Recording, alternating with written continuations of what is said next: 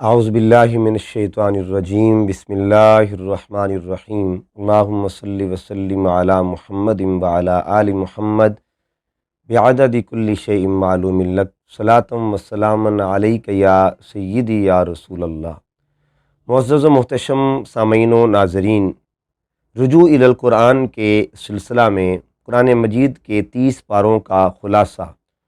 اور اس حوالے سے آج ہم انشاءاللہ العزیز پارہ نمبر 22 کا جو ہے منتخب موضوعاتی مطالعہ کریں گے۔ پارہ نمبر 22 کا آغاز جو ہے وہ آقا دو جہاں صلی اللہ علیہ وآلہ وسلم کی ازواج مطہرات کے ذکر سے ہو رہا ہے، اور اللہ رب العزت نے پارہ نمبر 22 کے آغاز میں ارشاد فرمایا، یا نساء النبی لستن کاحد من النساء، اے میرے محبوب صلی اللہ علیہ وآلہ وسلم کی مقدس ازواج، تمہاری طرح کوئی خاتون نہیں ہے، تمہاری مثل کوئی خاتون نہیں ہے، تمہاری مثل کوئی عورت نہیں ہے۔ یہاں آقا دو جہاں صلی اللہ علیہ وسلم کی ذات کی نسبت کے طفیل اللہ نے حضور علیہ السلام کی جو ازواج مطہرات ہیں ان کی بے مثلیت کا ذکر کیا ہے۔ تو اس سے پتہ چلا کہ جب نسبت مصطفیٰ صلی اللہ علیہ وآلہ وسلم پا کر حضور کی ازواج بے مثل ہو جاتی ہیں، پھر حضور علیہ السلام کی اپنی بے مثلیت کی شان کا عالم کیا ہوگا۔ اچھا، اب یہاں ایک اور بات جو قابل غور ہے کہ بے مثلیت کے بہت سے گوشے ہیں، ان میں ایک گوشہ یہ بھی ہے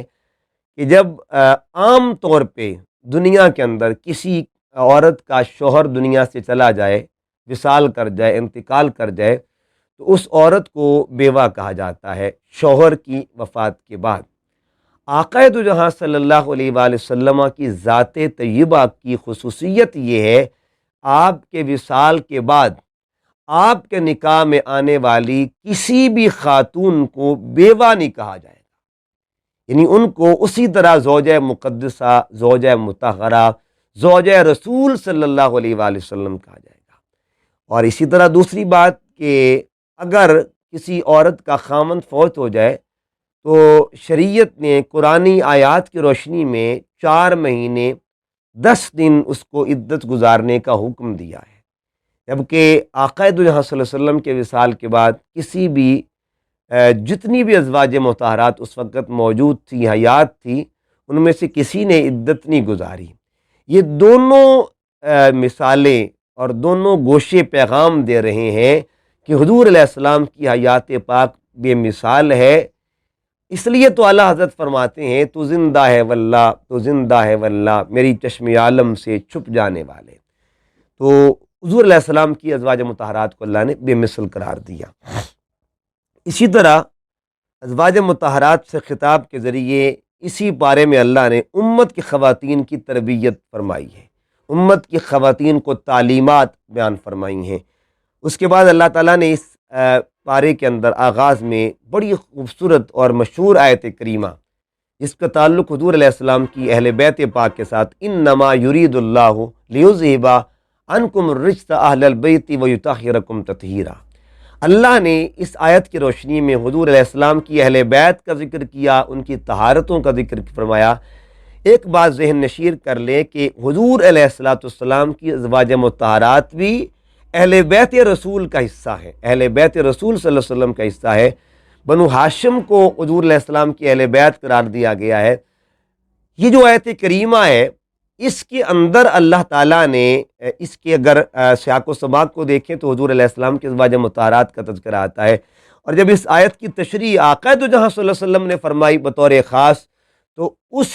تشریح کی روشنی میں کون کون سے نفوس کا ذکر کیا گیا۔ حضرت سیدہ عائشہ صدیقہ رضی اللہ تعالی عنہا وہ بھی حدیث کی راویہ ہیں، حضرت سیدہ ام سلمہ رضی اللہ تعالی عنہا وہ بھی حدیث کی راویہ ہیں، صحیح مسلم کی حدیث مبارکہ ہے، اور بھی مختلف کتب احادیث میں یہ حدیث مبارکہ موجود ہے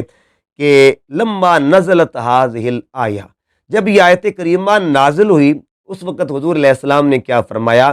آقا علیہ السلام نے دعا رسول اللہ صلی اللہ علیہ وسلم حسنا و حسینا و فاطمۃ و علی، حضور نے 4 ہستیوں کو بلایا، اور سب سے پہلے حضرت علی ہیں، پھر حضرت سیدہ کائنات سیدہ فاطمۃ الزہرا سلام اللہ علیہا، حسنین کریمین علیہم السلام ہے، ان چاروں کو بلا کے اپنی چادر میں داخل کیا۔ جب چادر میں داخل کیا تو پھر اللہ کے حضور ہاتھ اٹھا کے عرض کیا، یہ میری اہل بیت ہے۔ تو آقا دو جہاں صلی اللہ علیہ وسلم کی ذات طیبہ نے چادر ڈال کے جن مقدس نفوس کو اپنے ساتھ شامل کیا، ان نفوس کو حسنین کریمین کہا جاتا ہے، مولا کائنات اور سیدہ فاطمہ الزہرا، یہ ہستیاں تھیں۔ اسی طرح اگر آپ اس آیت کو دیکھیں، اس حوالے سے آپ کو دو طرح کا پہلو ملے گا احادیث کی روشنی میں۔ ایک پہلو تو یہ کہ آقا دو جہاں صلی اللہ علیہ وسلم نے ان ہستیوں کا ذکر پہلے کیا، آیت کا ذکر بعد میں کیا۔ ایک یہ کہ آیت کا ذکر پہلے فرمایا اور ان ہستیوں کا ذکر بعد میں کیا، یعنی مثلا آیت کریمہ ہے، اس سے پہلے آقا علیہ السلام فرماتے ہیں کہ حضور علیہ السلام نے چادر اوڑھی ہوئی ہے، تو ثم جاء علی، پھر حضرت علی آئے تو پھر ان کو حضور علیہ السلام نے چادر میں داخل کیا، ثم جاءت فاطمہ، ثم جاء الحسن، ثم جاء الحسین، یعنی فردن فردن آتے رہے، حضور چادر میں داخل کرتے رہے۔ پہلی کبھی آیت کریمہ حدیث کی ترتیب یہ بنتی، پہلے آیت کریمہ کا ذکر ہے، پھر یہ ساری تشریح کا ذکر ہے، اور کبھی یہ حدیث پاک کی ترتیب یوں بنتی ہے کہ پہلے آقا صلی اللہ علیہ وسلم نے تمام ہستیوں کو چادر میں داخل کیا، پھر آیت کی تلاوت کی۔ اگر آیت ذکر پہلے ہو تو پھر یہ جو ہستیاں ہیں بطور تفسیر آتی ہیں، اور اگر یہ ہستیاں پہلے داخل ہوں اور قرآن مجید کی تلاوت بعد میں کی جائے تو پھر قرآن مجید ان کی تائید فرماتا ہے، قرآن مجید ان کی عظمت کے لیے ان کی تائید فرماتا ہے۔ تو ایک پہلو تفسیر کا بنتا ہے، ایک پہلو تائید کا بنتا ہے۔ اس کے بعد اللہ تعالیٰ نے مسلمان مرد و خواتین کی عظمت کا ذکر کیا، 10 ٹائٹل بیان کیے ہیں مردوں کے اور 10 ٹائٹل خواتین کے۔ ان المسلمین والمسلمات والمؤمنین والمؤمنات والقانتین والقانتات والصادقین والصادقات والصابرین والصابرات والخاشعین والخاشعات والمتصدقین والمتصدقات والصائمین والصائمات والحافظین فروجہم والحافظات والذاکرین اللہ کثیرا والذاکرات اعد اللہ لہم مغفرۃ واجرا عظیما۔ یعنی 10 اللہ تعالیٰ نے خواتین کے اعزازات بیان کیا اور 10 مردوں کے، اور پھر بیان کر کے ان کی اجور کا ذکر اللہ پاک نے فرمایا۔ تو اللہ تعالیٰ جس طرح اسلام میں مردوں کو عزتوں سے نوازتا ہے، خواتین کو بھی عزت عطا فرماتا ہے۔ اس کے بعد اللہ تعالیٰ نے حضرت زید کا ذکر کیا جو حضور علیہ السلام کے منہ بولے بیٹے تھے، اور ان کے حوالے سے یہاں احکام بھی بیان ہوئے کہ جو متبنہ بیٹا ہوتا ہے، اس کے اگر وہ اس کی بیوی کے ساتھ، کیا وہ بندہ جس کا وہ متبنہ بیٹا بنا ہوتا ہے، کیا اس کا نکاح ہو سکتا ہے؟ اس حوالے سے یہ ہم بات۔ تو حضرت زید کا تذکرہ، یہ قرآن مجید میں واحد صحابی ہیں جن کا نام آیا ہے، نام صرف ایک صحابی کا آیا ہے پورے قرآن میں، اور اس صحابی کو حضرت زید رضی اللہ تعالیٰ عنہ کہا جاتا ہے۔ پھر اسی طرح آقا دو جہاں صلی اللہ علیہ وسلم کی عقیدہ شان جو ہے، حضور علیہ السلام کی عظمت، اور سب سے عظیم عظمت سرکار صلی اللہ علیہ وسلم کی، جس کو ختم نبوت کہا جاتا ہے۔ عقیدہ ختم نبوت کا ذکر قرآن نے واضح فرما دیا، ما کان محمد ابا احد من رجالکم ولکن رسول اللہ وخاتم النبیین وکان اللہ بکل شیء علیما۔ یہ پوری آیت کریمہ جو ہے یہ دلیل ختم نبوت ہے، یہ ختم نبوت کے مقدمہ کے حوالے سے ایک بہت بڑی دلیل ہے جس کی روشنی میں عقیدہ ختم نبوت کو واضح طور پر بیان فرما دیا گیا۔ پھر کبھی غور کیجئے، اس میں ایک چیز کی نفی ہوئی ہے، ایک چیز کا اثبات، ابوت کی نفی ہے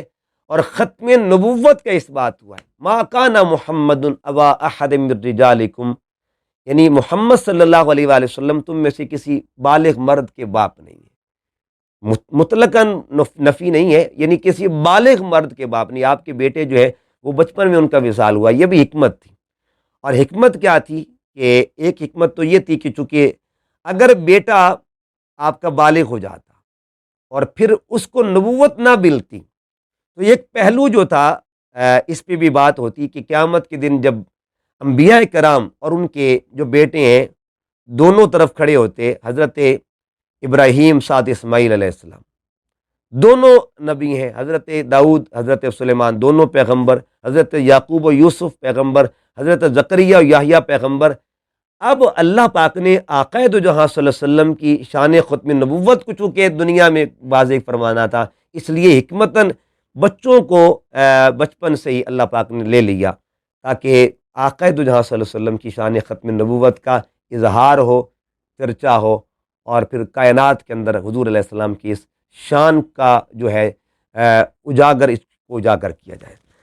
آیت کریمہ کی ترتیب میں ایک اور چیز بھی آتی ہے۔ اللہ تعالیٰ نے آقا دو جہاں صلی اللہ علیہ وسلم کی ختم نبوت کا جہاں ذکر کیا، اینڈ پہ فرمایا وَقَانَ اللَّهُ بِكُلِّ شَيْءٍ عَلِيمًا، یعنی اینڈ پہ اللہ تعالیٰ نے اپنی صفت علمیت کا ذکر کیا ہے، شان علم کا ذکر فرمایا ہے۔ وَقَانَ اللَّهُ بِكُلِّ شَيْءٍ عَلِيمًا، اللہ نے اپنی قدرت کا بھی ذکر فرمایا، اپنی شان علم کا ذکر بھی فرمایا، اور یہ واضح طور پہ اشارہ دے دیا کہ ختم نبوت وہ عقیدہ ہے کہ جس عقیدے کا تحفظ خود ذات خدا فرما رہی ہے۔ اللہ رب العزت نے عالم ارواح میں خود اس عقیدہ ختم نبوت کا پرچار کروایا۔ اور کس طرح پرچار کروایا؟ کل انبیاء کی ارواح کو بلا کے حضور علیہ السلام کی شان مصدقیت، اور شان مصدقیت بھی ختم نبوت کا اشارہ دے رہی ہے، اس کا تذکرہ فرمایا۔ تو آقا دو جہاں صلی اللہ علیہ وسلم کی شان ختم نبوت کا اللہ تعالیٰ نے اجتماعی انداز میں بھی بیان فرمایا ہے، اور یہاں اللہ تعالیٰ نے یہاں بھی ذکر فرمایا۔ اس کے بعد پھر 5 نعتیں ہیں حضور علیہ السلام کی شان، اس کا ذکر ہے۔ اللہ پاک فرماتے ہیں یا ایھا النبی انا ارسلناک شاہدا ومبشرا ونذیرا، 3 یہ شان، وداعیا الی اللہ باذنہ وسراجا منیرا۔ اللہ تعالیٰ نے حضور علیہ السلام کی نعتوں کا ذکر کیا، شانوں کا ذکر کیا، مقامات کا ذکر فرمایا۔ پھر فرمایا وبشر المؤمنین بان لہم من اللہ فضلا کبیرا، حضور علیہ السلام کی ذات کو اللہ نے اپنا فضل کبیر جو ہے وہ بیان فرمایا۔ اس کے بعد پھر نکاح اور طلاق کے مسائل کا ذکر ہے۔ آقا علیہ السلام کی ولیمہ مبارک کا تذکرہ ہے۔ یہ قرآن مجید وہ ایسا مقدس کارڈ ہے جس کو اللہ نے محفوظ رکھا ہوا ہے، اور اس میں جہاں محبوب کی شانوں کا ذکر، محبوب کی اداؤں کا ذکر، محبوب کی صفات کا ذکر، محبوب کی تعلیمات کا ذکر ہے، سیرت و کردار کا تذکرہ ہے، وہاں حضور علیہ السلام نے محبوب صلی اللہ علیہ وآلہ وسلم کے گھر کے معاملات کا ذکر بھی فرمایا، آپ کی شادی کا ذکر کیا، آپ کے ولیمے کا ذکر فرمایا۔ اور ولیمے کا تذکرہ کس خوبصورت انداز میں فرمایا، جب صحابہ کرام، چونکہ صحابہ کرام چاہتے تھے کہ ہم حضور کی بارگاہ میں جائیں، جلدی جائیں، تھوڑا ترس رہے تھے حضور علیہ السلام کی دعوت چونکہ حضور علیہ السلام نے دی تھی، تو وہ تو ایک ایک لمحے کا انتظار کر رہے تھے کب وہ دن آئے جب سرکار کے ولیمے پہ جائیں گے، تو وقت سے قبل جا کے بیٹھ جاتے ہیں۔ اور پھر جب کھانا کھا لیا پھر بھی کچھ دیر جو تھا، چونکہ حضور علیہ السلام کے گھر میں بیٹھے تھے تو چاہت تھی، اپنے من میں ایک خیال تھا کہ چلو یہاں بیٹھیں، یہ لمحے کون سا روز روز آتے ہیں کہ بارگاہ مصطفیٰ میں حضور کے گھر میں آنے کا اعزاز ملا ہو۔ اور پھر اللہ تعالیٰ نے ان معاملات کو جب دیکھا تو قرآن اتارا یا ایھا الذین آمنوا لا تدخلوا بیوت النبی الا ان یؤذن لکم الی طعام۔ اللہ تعالیٰ نے ان آیات کی روشنی میں آداب ولیمہ رسول کا تذکرہ کیا ہے، آداب بیت رسول کا ذکر کیا ہے۔ تو جو مولا محبوب کے گھر کی آداب کو عام فرما رہا ہے تو گھر والوں کے پھر مقام کا عالم کیا ہوگا، گھر والے کی پھر شان کا عالم کیا ہوگا۔ اس کے بعد پھر بڑی مشہور آیت کریمہ جسے آیت صلاۃ، آیت درود بھی کہتے ہیں، ان اللہ وملائکتہ یصلون علی النبی، بے شک اللہ اور اس کے تمام فرشتے جو ہیں حضور علیہ السلام کی ذات پہ درود و سلام پڑھتے ہیں۔ یا ایھا الذین آمنوا صلوا علیہ وسلموا تسلیما، اے ایمان والو تم بھی اس نبی پر درود و سلام پڑھو، اور سلام ایسے پڑھو جیسے سلام پڑھنے کا حق ہوتا ہے۔ اس کے بعد پھر اذیت رسول کا ذکر ہے کہ اذیت رسول اذیت خدا ہے، کہ جس نے رسول کو اذیت دی وہ سمجھے کہ اللہ کو اذیت دی ہے، یعنی یہاں بھی اشارہ قرب رسول صلی اللہ علیہ وسلم کی طرف ہے۔ اس کے بعد بنات طیبات و ازواج کے ذریعے تعلیم امت ہے۔ اللہ پاک نے فرمایا کہ حبیب صلی اللہ علیہ وسلم کی ازواج مطہرات اور آقا صلی اللہ علیہ وسلم کی جو پیاری بیٹیاں ہیں ان کے ذریعے اللہ تعالیٰ نے امت کی خواتین کو تعلیم دی ہے۔ یا ایھا النبی قل لازواجک و بناتک، یہاں بھی ایک بات یاد رکھ لیں، بناتی کا، چونکہ یہاں معاملہ عربی اصول کے مطابق جمع کا آتا ہے، لہٰذا جو لوگ یہ کہتے ہیں کہ حضور علیہ السلام کی ایک بیٹی تھی، وہ بھی یہ بات ذہن نشین کر لیں، قرآن نے کیٹیگوریکلی واضح کر دیا کہ حضور علیہ السلام کی جو بنات تھیں، بنت نہیں کہا، بنات فرمایا ہے، تو قرآن نے اشارہ دے دیا۔ اس کے بعد اللہ تعالیٰ نے سورہ سبا، اس میں یہ وہ سورہ ہے جو الحمد سے شروع ہوتی ہے۔ قرآن مجید کی 5 صورتیں ایسی ہیں جو الحمد سے شروع ہوتی ہیں، ان میں سورہ سبا بھی الحمد سے شروع ہوتی ہے اور سورہ فاطر، اور دونوں صورتیں اس پارے کے اندر موجود ہیں۔ اللہ تعالیٰ نے صفات باری تعالیٰ کا ذکر کیا، اپنی صفات کا ذکر کیا، کفار کی بے ایمانیوں کا تذکرہ ہوا، حضرت داؤد سلیمان علیہ السلام کا ذکر ہوا، لفظ کل کے ذریعے پیغام توحید کا تذکرہ فرمایا، رسالت محمدی صلی اللہ علیہ وآلہ وسلم کی ہماگیریت کا ذکر کیا ہے، وما ارسلناک الا کافۃ للناس۔ اس آیت کے ذریعے اللہ تعالیٰ نے حضور علیہ السلام کی شان رسالت کی ہماگیریت کا تذکرہ کیا ہے، اور یہ شان بھی آقا علیہ السلام کی ختم نبوت کا اشارہ دیتی ہے۔ متکبرین و مستضعفین کا تذکرہ کیا، سابقہ اقوام کی ہٹ دھرمیوں کا تذکرہ ہوا۔ پھر سورۃ فاطر میں اللہ تعالیٰ نے اپنی صفات کا ذکر کیا، الفاطر بھی ہے، الفاتح بھی ہے، القادر بھی ہے۔ پھر نزول ریح، اللہ تعالیٰ نے جو ہے ہوا کے نزول کا ذکر کیا، تخلیق انسانی کا ذکر کیا بصورت ولادت۔ پھر اللہ تعالیٰ نے فقراء و اغنیاء کا تذکرہ کیا، برابری اور فضیلت کا تصور کیا ہے، نزول ماء اور اللہ کی نعمتوں کا تذکرہ ہوا ہے۔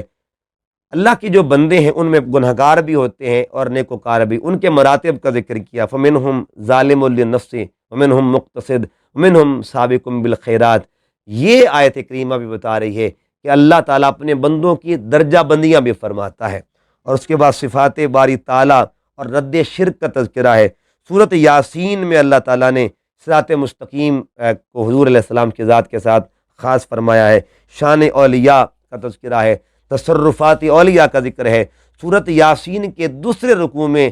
ان اولیاء کا تذکرہ ہے جن کا تعلق حضرت عیسیٰ علیہ السلام کی قوم میں سے تھا، اور وہ مردوں کو زندہ بھی کرتے تھے۔ یعنی اس سے پتہ چلا کہ پیغمبر کو جیسا اللہ معجزہ دیتا ہے، وہی فیضان اللہ تعالیٰ اس کی قوم کے ولیوں کو دیتا ہے۔ آقا دو جہاں صلی اللہ علیہ وسلم کی ذات کو چونکہ اللہ نے معجزات کی جامعیت عطا فرمائی ہے، اسی طرح حضور علیہ السلام کے فیضان کا صدقہ ہی ہے کہ آپ کی امت کے ولیوں کو بھی کرامات کی جامعیت عطا فرمائی ہے۔ اللہ تعالیٰ آج کے اس پارے کے مضامین کو اپنی بارگاہ میں قبول فرمائے۔ وما علیہ الا البلاغ۔